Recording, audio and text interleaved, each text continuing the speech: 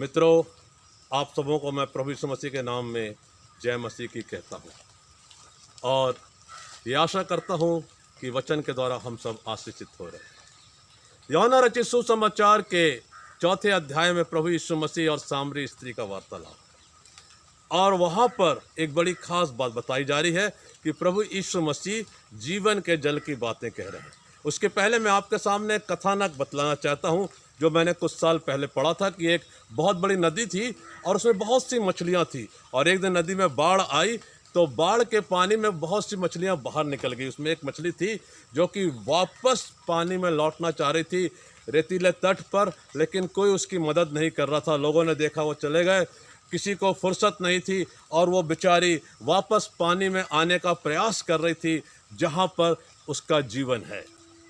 मछली का जीवन जल में होता है, हम सब जानते हैं।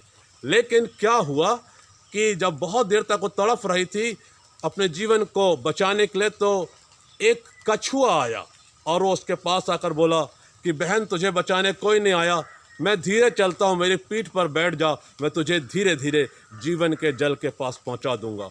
मछली उसकी पीठ में सवार हो गई और कछुआ उसे धीरे धीरे रेंगते हुए नदी के जल पर छोड़ आया, उसका जीवन बच गया। दोपहर के वक्त में ये सामरी स्त्री सामरिया नगर की, जब प्रभु यीशु मसीह के चेले बाजार में सामान मोल लेने गए हुए हैं भोजन का, प्रभु यीशु मसीह अकेले बैठे हुए हैं। अचानक वो थके हारे हैं और ये स्त्री आती है और प्रभु यीशु उससे कहते हैं कि मुझे भी पानी पिला। उस स्त्री को बड़ा आश्चर्य हुआ। उन्होंने कहा, प्रभु आप यहूदी हैं, मैं सामरी, आप उच्च जाति के हैं और आप मुझसे पानी मांग रहे हैं। तब प्रभु ने कहा कि मेरे लिए सब मनुष्य बराबर है। हमारे भारत देश में ये बात बहुत अच्छे से लागू होती है कि प्रभु सबके हैं, परमेश्वर सबके हैं, उनके लिए ऊंच नीच जाति प्रथा कोई अर्थ नहीं रखती। प्रभु यीशु मसीह ने आज उस दीवार को अलग कर दिया कि यहूदियों और सामरियों में कोई भेद नहीं है। प्रभु यीशु मसीह जो पहली बात वहाँ दूर कर रहे हैं वो ये है कि वह उसे जीवन की बातें बता रहे हैं। वो उसे कह रहे हैं वचन में आगे, यदि तू परमेश्वर के वरदान को जानती और ये भी जानती कि जो तुझसे बातचीत कर रहा है वो कौन है, तो तू मुझसे कहती और मैं तुझे जीवन का जल देता। प्रभु यीशु मसीह का जो वार्तालाप है वो बहुत जरूरी है, और मुझे और आपको भी, जैसे सामरी स्त्री ने प्रभु यीशु मसीह से एक लंबा वार्तालाप किया है और जीवन के अर्थ को समझा, सच्चाई को जाना, हमें भी जानना जरूरी है। और परमेश्वर के वचन में बार बार ये बातें आ रही हैं।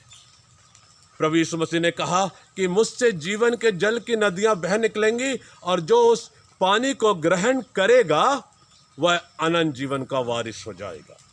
सामरी स्त्री अभी समझी नहीं, उसने प्रभु को नहीं पहचाना। उसने प्रभु से मुस्कुराकर कहा, प्रभु बड़ी अजीब बात कर रहे हैं आप, ना आपके पास पानी भरने के लिए कोई पात्र है, कुआं गहरा है, तो ये जीवन का जल आपके पास कहाँ से आया?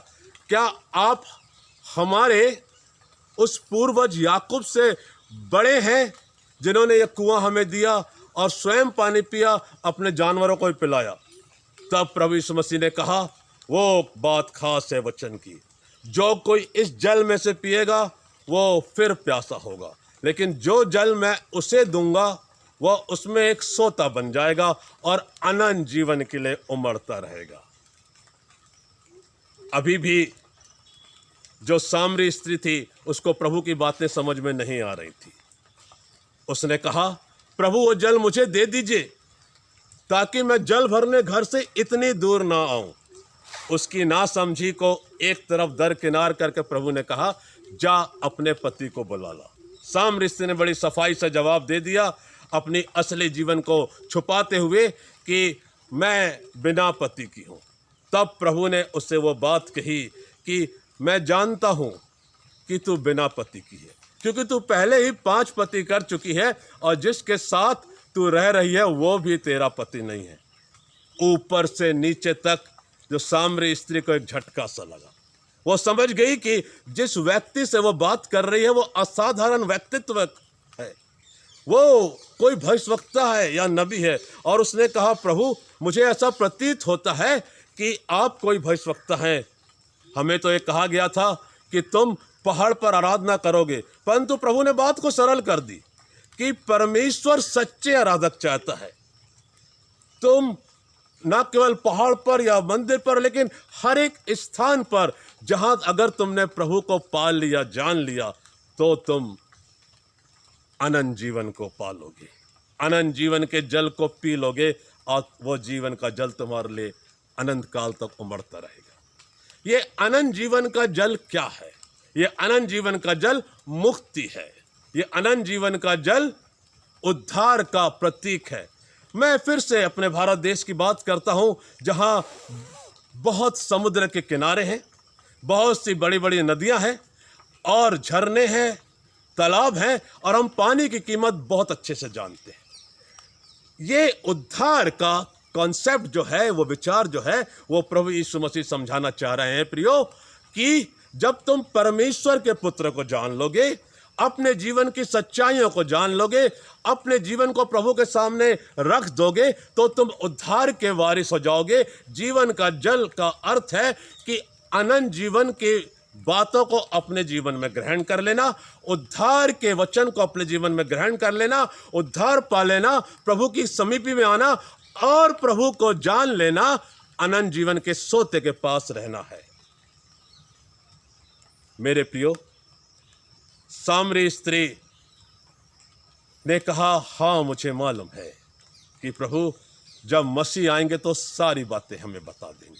प्रभु ने कहा, तू जिससे बात कर रही है वो वही मसीह है जिसका लोग इंतजार कर रहे हैं। एक खूबसूरत सा वाक्यांश उसके जीवन में आ गया। उसने अपना पानी का घड़ा वहीं छोड़ दिया। इस वृत्तांत में, इस सत्य घटना में एक खास बात है। प्रभु यीशु ने सामरी स्त्री से पीने का पानी मांगा लेकिन नहीं पिया, और सामरी स्त्री जल भरने आई थी, वो जल भरकर नहीं गई क्योंकि उसने अब अनंत जीवन का जल पा लिया था। वो गांव की ओर दौड़ने वाली थी, उसने अपना घड़ा वहीं छोड़ दिया। यूहन्ना रचित सुसमाचार अध्याय 4 28 और 29 में लिखा है। बहुत बार मेरे और आपके जीवन में होता है कि हम अपने सांसारिक अभिलाषाओं के घड़े में, पात्र में बहुत सी अभिलाषाओं को भर देते हैं और हमारा जीवन अनंत जीवन नहीं बन पाता, और हम उस घड़े को छोड़ नहीं पाते। उसमें हमारी अतृप्त आकांक्षाएं, इच्छाएं भरी हैं हमारे जीवन के घड़े में, और हम चाहते हैं हमें और मिलता रहे। हम बहुत सी अभिलाषाएं करते हैं जीवन में, और संसारिक अभिलाषाओं में इतना डूब जाते हैं कि हमें उद्धार की स्वर्गीय आशीषों की चिंता नहीं रहती। लेकिन आज सामरी स्त्री ने पा लिया और उसने अपना घड़ा छोड़ दिया है। यदि आपको भी एक सच्चा जीवन, सच्ची शांति, सच्ची तसल्ली, आनंद प्राप्त करना है, तो इस संसार में रहते हुए संसार की उन बुराइयों को, उन अभिलाषाओं को छोड़ना होगा जो आपके जीवन को प्रभु की समीपी से, प्रभु के रिश्ते से अलग कर रही हैं, दूर कर रही हैं, जैसे सामरी स्त्री ने किया। चेले लौट कर आए, उन्होंने देखा कि वो एक स्त्री से बात कर रहे हैं, लेकिन उन्होंने कुछ नहीं पूछा क्योंकि वो जानते थे प्रभु उसे जरूर कुछ विशेष शिक्षा दे रहे हैं, जीवन की बातें बता रहे हैं, परमेश्वर के बारे में बता रहे हैं। यह स्त्री दौड़ कर अपने गांव में जाती है, लोगों से कहती है, आओ आओ एक मनुष्य को देखो जिसने मेरे जीवन के बारे में सब कुछ बतला दिया, कहीं यही तो मसीह नहीं है? और लोग भीड़ के भीड़ उसके पास आ गए। जो सारी बातें हैं और वचन में ये लिखा हुआ है कि आप आज के वचन के द्वारा आशीषित हो। मेरे साथ भी यहाँ पर कुछ मित्र हैं जो कि वचन को सुनने आए हुए हैं, और वो भी जैसे उस दिन हमारे प्रभु के साथ बहुत से लोग थे, सामरी स्त्री बुलाकर लाई थी, वैसे ही ये मित्र भी आए हुए हैं और इन्होंने भी आज वचन को सुना है। और मैं धन्यवाद देता हूँ कि ये वचन हमारे लिए आशीष का कारण है। जब उन्होंने प्रभु के वचन को सुना तो उन्होंने कहा, हम स्वयं जान गए हैं कि जगत में आने वाला मसीह जो है वो आप हैं प्रभु, और प्रभु यीशु हम आप पर विश्वास करते हैं क्योंकि जो कुछ आपने कहा वो 100% सत्य है। आइए, जैसे ये कुआं हमें फिर से याद दिला रहा है कि इसके भीतर जो जल है वह तो हमारी शारीरिक प्यास को बुझाने का एक तरीका है, लेकिन अनंत जीवन के लिए प्रभु की समीपी में जाना होगा। वचन को गीतों के माध्यम से, वचन के द्वारा परमेश्वर के वचन को पीना होगा, आशीष पाना होगा और सदा सदा उद्धार के सोते की ओर जो स्वयं प्रभु यीशु मसीह है चलना होगा। आज के वचन के द्वारा प्रभु हम सबों को जो यहाँ उपस्थित है आशीष दे। आइए प्रार्थना करें। प्रभु जी, हम आपको धन्यवाद देते हैं, आपने हमारी प्रार्थना को सुना है, आपने हमें आशीष दी, वचन को समझाया। जो कुछ भी आज प्रचारा गया हमें से हर एक के लिए आशीष का कारण बने। प्रभु यीशु मसीह के उद्धारक नाम में मांगते हैं, आमीन। प्रभु आप सबों को आशीष दे।